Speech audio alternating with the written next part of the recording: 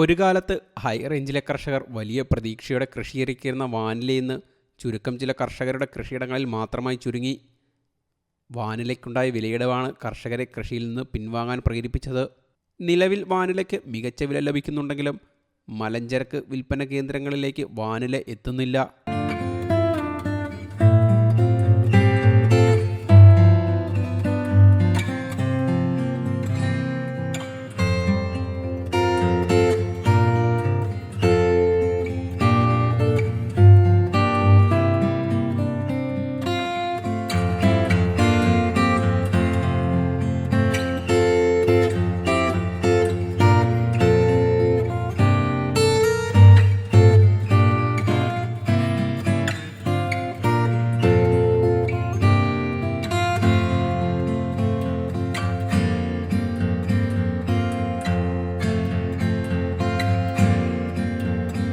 ഒരു കാലത്ത് ഹൈ റേഞ്ചിലെ കർഷകർ വലിയ പ്രതീക്ഷയോടെ കൃഷിയിറക്കിയ കാർഷിക വിളയായിരുന്നു വാനില.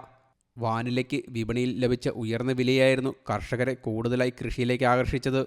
വാനിലയ്ക്ക് പൊന്നും വിലയായതോടെ വാനില മോഷണവും തണ്ടുമോഷണവും വരെ നടന്നു. ഉയർന്ന വില ലഭിച്ചിരുന്ന വാനിലയുടെ വില പിന്നീട് കുത്തനെ കൂപ്പുകുത്തിയത് കർഷകരെ വാനില കൃഷിയിൽ നിന്ന് പിൻവാങ്ങാൻ പ്രേരിപ്പിച്ചു.